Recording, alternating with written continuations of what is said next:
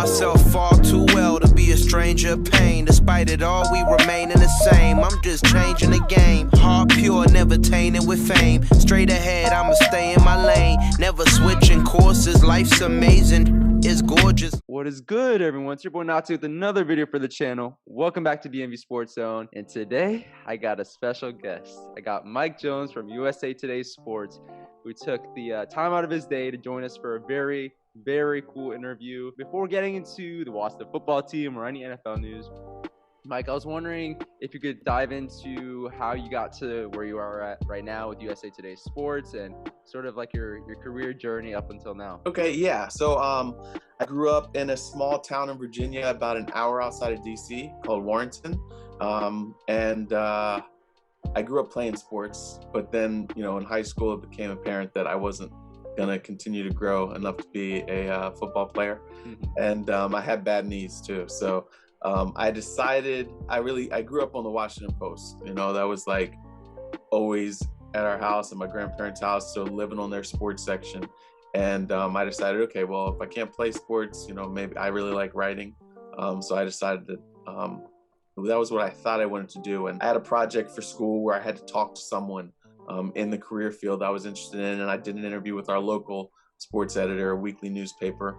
And after I did that paper, 2 weeks later, he came and was like, hey, I need some help covering high school basketball games. Would you like to do some freelance work? So I got the bug after doing that. And but my dad was like, that's not a real profession. Like, he's an accountant. So he was like, grow into business or something like that. I don't know if that's practical for, raising a family on.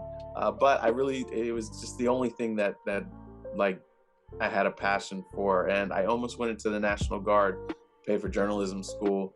And I talked to the editor of the other paper in town. I said, hey, would you hire somebody coming out of their journalism program? Is it legit? And he said, hey, don't do it. Come work for me and I'll pay for your school. And so I was there at the Fauquier Citizen for 7 years, went to Lord Fairfax Community College, and then finished up online. So I was there for 7 years, worked my way up to sports editor. And then I went to the Washington Times as a sports copy editor, because I was sending out all kinds of resumes for job openings and just not getting anything. And I talked to a friend of mine who connected me with Greg Lee, who is now like the deputy managing editor of the Boston Globe. At the time, he was at the Washington Post in their sports department on their desk. And he said, the way to get your foot in the door is copy editing. Get your foot in the door that way, because everybody wants to be a writer, but those jobs are hard to come by. But get your foot in the door as a copy editor. And then on your own time, pitch feature stories or whatever. So that's exactly what I did.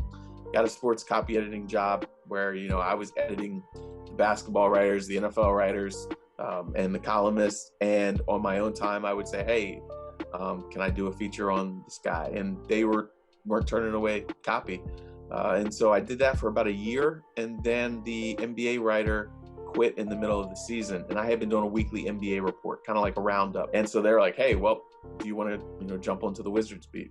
And so I covered the Wizards. This was 2007 to 2010, with Gilbert Arenas and Caron Butler, Antoine Jameson, all the crazy times there. Then I got laid off right at the start of 2010.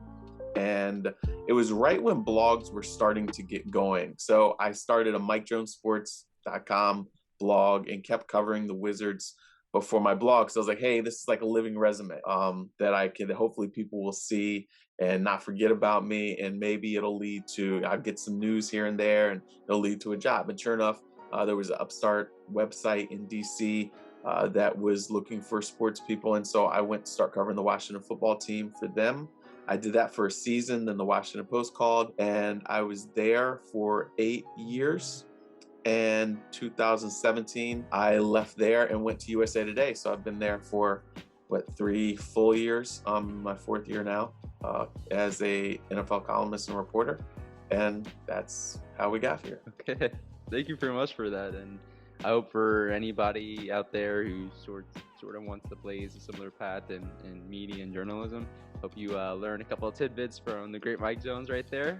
You talked about covering the Wizards for the Washington in times. I was just wondering, with All-Star Weekend just happening and the Wizards really ending the first half last week, what are your thoughts on Bradley Beal, Russell Westbrook, and the entire Wiz team up until now? And do you think they could really push for the playoffs this year in a crowded East? I feel like they have a chance. It's clear, they started off slower than what I thought they would, but it's clear, look, it takes time to get that chemistry of Beal and Westbrook working together. I still feel like they need a really good big man. I feel like they're a big man away from being able to contend because there's so many times. They don't get a lot of offensive rebounds. Shots up and everybody's down the court. So there's not a lot of second chance opportunities. They don't have an enforcer there in the paint. I just feel like that's what they need, and that could really elevate them if they can. But I do think that, they've got some young guys that are starting to come on, but if they do, maybe they can make a push. Again, like you said, it's crowded in the East, and if Westbrook and Beal can get it going, obviously, you just never know. Some nights they're really on, some nights Westbrook's really off. But the potential is there. I don't know how far they'll go, but I think that it's got to be a strong push. But if they can just add one more piece, another big man, I think, then they'll be good. Now moving on to the NFL, which is, what you cover as a USA Today sports columnist. I was wondering, what do you make of the big Dak Prescott extension news that broke last night? And a little bit less important, I guess, but the Brandon Scherff franchise tag news as well that broke. What are your thoughts on both of those moves last night? I was a little bit surprised by Dax that they got it done now. I felt like the way things were going, there wasn't a lot of progress last week. Didn't sound like much, of any progress. So I thought they were going to wind up tagging him, but I thought by July, by that deadline, Tuesday was the deadline by 4:00 to use the tag. And then you have until like the middle of July to work out a long-term deal. And if you don't, then the tag kicks in officially and you can't negotiate until the end of the season. So I thought maybe they'd use the tag now to avoid losing him in free agency, and then it would drag on through the summer. And then finally, maybe they would get something done. So, hey, props to them for getting something done now. It's crazy. They could have saved a ton of money if they got that deal done 2 years ago. But Jerry wanted a hometown discount then, dragged his feet. But Dak, he showed his worth by not even playing last year when he got hurt. They fell apart. So great for Dak. And the way the deal is structured, from what I understand, it's a 4-year deal. It's 6 years, but it'll void after 4. So it helps them cap-wise. And also, he gets to hit free agency again, at a good time. Age-wise, where you'll be in the prime of his career, and we'll see from there. But $126 million guaranteed, so he is well taken care of. Yeah, his family and everything like that. So I think that all parties should be pretty happy with this. And Brandon Scherff, we'll see what happens there. Look, he already was the highest paid guard, making $15 million a year, and then now by the second franchise tag in a row, he's set to make $18.404 million. So now he's in offensive tackle territory. So he's in a great spot where he can really reset the market. They really want to get a long-term deal done. I was told the talks are still ongoing and that they're amicable. But for him, there's no reason for him to really take any less than, 16, 17 million a year if he's due 18 right now. But again, he's got a chance to reset the market. And I think maybe there's a chance that they get something done by July. But like he at 15 was the highest paid guy. And then the next highest paid guy, I think, is like 14 million. Brandon Brooks with Philadelphia and Zach Martin, the Cowboys. So he's already up there. But this is a great win for interior linemen. Normally it's tackles that make a lot of money on the offensive line, but Brandon Scherff is raising the bar for them.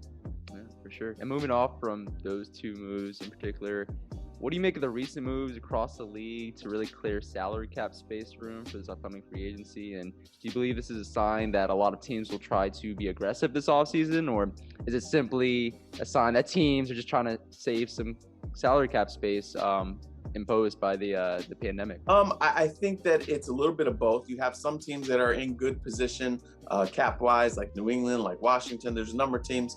So I do think that they will be aggressive. But there are some teams that, look, they had these contracts structured. Nobody anticipated a pandemic coming and hitting the NFL for a loss of almost $3 billion by not having fans in the stands. So the salary cap did not jump. Last year was like 198 million. This year, we don't know exactly what we know it's going to be no less than 180. It probably is going to be around 185. So teams have got to trim, but that's going to make for a number of big name players on the market. You've heard stuff like it's going to be a massacre, it's going to be a lot of cuts. I think we will see a lot of cuts, but I think that might be a little dramatic. There'll probably be teams doing some restructuring and things like that, because if you're already competitive, you don't want to take a huge step backwards. You've got to find another way to work with those salaries, convert some of it to bonus money, or spread it out over some time, so that way you can continue to compete and also go out there in free agency. But there's definitely talent out there. There will be some more talent out there, and it's going to be interesting to see, because if you're a team that's right on the edge and you've got a lot of money, you can really jump up quite a bit and improve your chances for competing. And now, finally, for all the people who are watching this, the hometown football team. As you are well aware, there seems to be a big question mark at the QB position right now, and I was wondering if you could share any insight you have on who Washington may be targeting at the position in free agency or even the draft after the release of Comeback Player of the Year Alex Smith last week. And who would you most like to see Washington go after at the quarterback position? You know, I don't think that there's one solution for them. I think that they've got to take a two-pronged approach to this. Yes, they have Taylor Heineke, they got Kyle Allen, but they need their long-term taken care of, and they need a proven veteran. Because look, they're right there. The division is right there in front of them.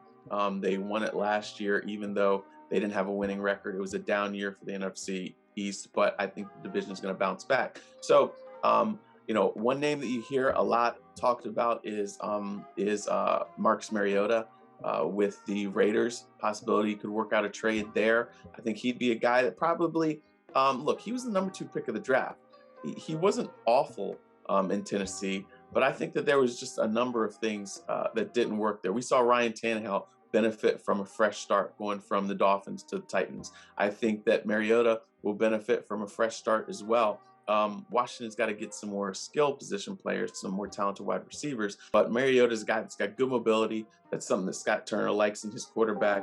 And I think that, you know, that's a possibility. But also, you never know. They might be able to pull off a trade for Sam Darnold if the Jets decide that they want to use that number 2 pick on a quarterback, or if they want to throw everything that they got at the Houston Texans to get Deshaun Watson. But from what I gather, Washington has inquired about Darnold, so that's another possibility there. He's a young guy. He's got talent. There's no reason why the book should be closed on him. I just think that in there, you know, at the Jets, they had so much that was wrong. They're having to rebuild there. If I were them, I wouldn't give on them yet, but because you got that number 2 pick, you got a chance to do something really special. You can probably get some good things in return for him. So either Mariota or, like I said, Darnold could be 2 good options for Washington. And do you think Washington was ever considering making a big splash at the position and potentially acquiring Dak Prescott or Russell Wilson or even Deshaun Watson via trade? Do you think Washington has really been at least, you know, interested in those talks with those teams, the Texans, with the Seahawks, and obviously, a lot of us saw what happened last night with Dak Prescott coming back, but do you think Washington was considering Dak at any point during the offseason? I don't believe so, because they would have had to give it up a lot, whether it's Russell Wilson, whether it was Dak, you know, and obviously Deshaun Watson. They probably want like 3 first-round picks. They're saying they don't want to trade them, but the asking price is expected it's going to be pretty high. And Washington's general manager and the coach were both on record saying that, look, you want and you need a talented quarterback, but they don't want to sell the farm to do that. So, you know, I think trading for Sam Darnold and trading for Deshaun Watson are 2 totally different things there. You could probably get away with, you know, a first and a third or a second and a third, something like that for Darnold, whereas you'd have to give up 3 first-round picks for a Russell Wilson or for Deshaun Watson. You know, you'd have to give up multiple first-round picks for Dak had he not signed that deal. So I don't think that Washington was ever in serious contention there for any of those quarterbacks. And of course, Daniel M. Snyder and the bad news that he usually bears seems to be hovering over this franchise yet again with the sexual harassment investigation that has spanned several months now. Do you believe by the time Beth Wilkinson's investigation concludes that Snyder will finally sell the team, whether by force or by his own choice? I don't think he will. I think that he is dug in. He is obviously He is a guy who's known for taking legal action for any and everything. So I think that he will fight this thing tooth and nail. We also don't even know what the recommendation was. There was a report last week that the top recommendation was for him to be forced to sell the team.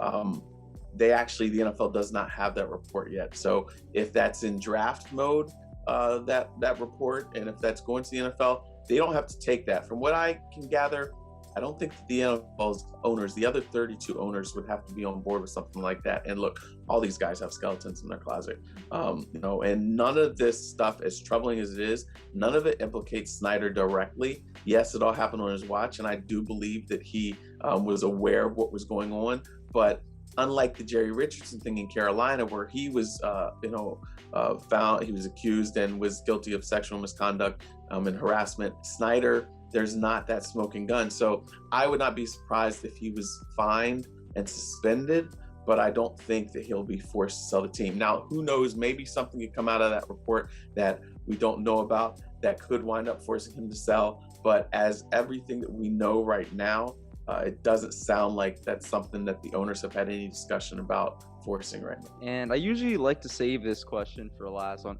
every single video that I have on the channel, but based off of the interview thus far, I will add on another question at the end. But what do you think of the future of this Washington football team? Do you believe the team, led by Coach Rivera and co., is finally building a perennial winner for the first time in at least my lifetime? Will this team finally be something we could be proud of here in the DMV for years to come? I do believe that they have the ingredients with a young, really talented defense. Now, look, I know it's going to start getting expensive.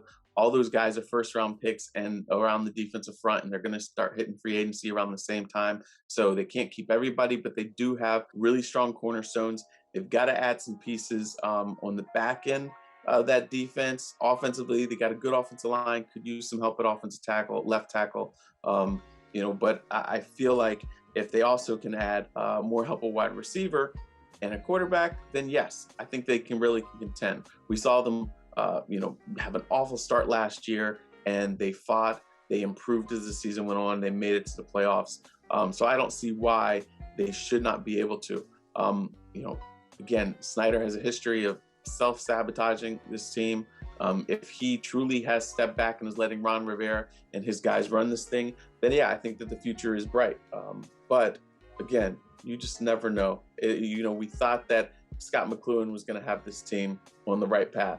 And Bruce Allen and Snyder, they couldn't get out of their own way on that thing. Mm-hmm. We thought Mike Shanahan was going to be the answer. 2-time Super Bowl winning head coach, that great year with RG3 as a rookie, and everything fell apart there. So never say never. Obviously, you hope that they can finally get on the right path and be consistently, in contention. But again, it is Washington. And if anything can happen, it seems like it will.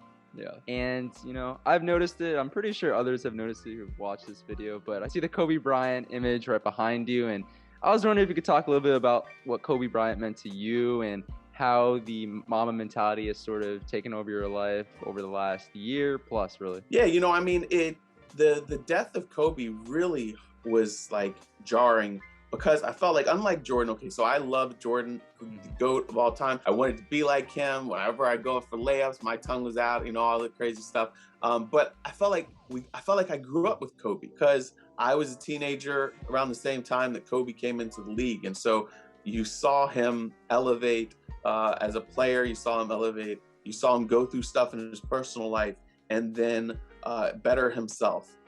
You saw him as a father. And so I felt like it was somebody I knew. I talked to Kobe like 3 times, when I was, covering the NBA, but I didn't have a relationship with him, but I felt like I did.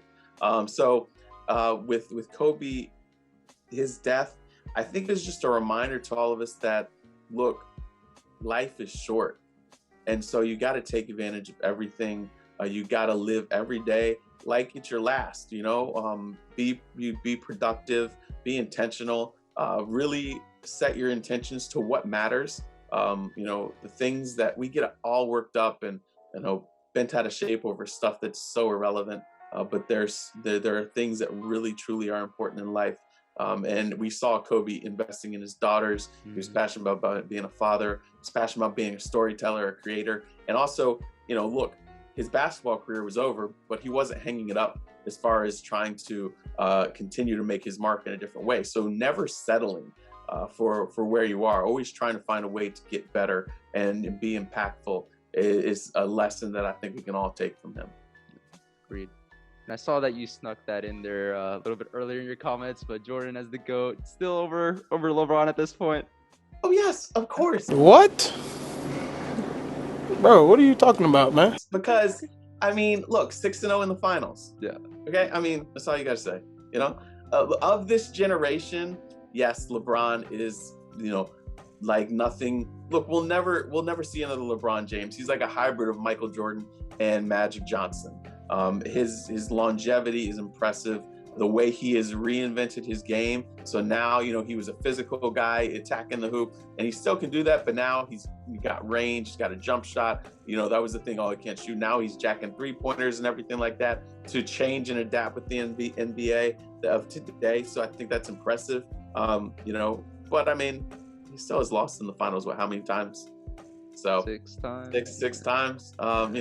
So, and I just think that, yeah, he's great, and he's probably on the Rushmore, but he's not on Jordan's level. Okay. That's fair. I thought I had to ask based off of you bringing that up in your comments, but I think with that, we'll end the interview. Thank you so much, Mike Jones, for, again, taking the time out of your day to take part in this, and I know the DMV SportsZone community who are watching this very much appreciates that. And with that being said, thank you guys so much for watching. Please make sure to like, comment, subscribe to the DMV SportsZone channel. We try to post fire content like this as much as possible. And hopefully by the time you guys see this video, the State of the Black Quarterback video that I've been working on over the last couple of weeks now, been researching a lot for, hopefully that will be up, and you guys make sure to check out that. But with that being said, any last comments, Mike Jones, for the good people out there? Hey, man, I appreciate you for having me, and keep up the great work. The beauty of the internet is like you can do stuff like this and not have to wait for that job. You are right now, when you get out of college, you're going to be light years ahead of where other people were coming out of college who 10 years ago, or even peers right now who aren't taking the opportunity to use technology in their platform. So hats off to you. Keep up the good work. Appreciate that. With that being said, thank you guys again so much for watching, and have a great rest of your day. Peace. The bigger picture portrait, and I smile wide. Performed a song and the crowd cried. How can I lie? I'm tearing up as I'm starting to stare in y'all eyes. I know that you going through the last month. You're stressing as you hitting on that glass.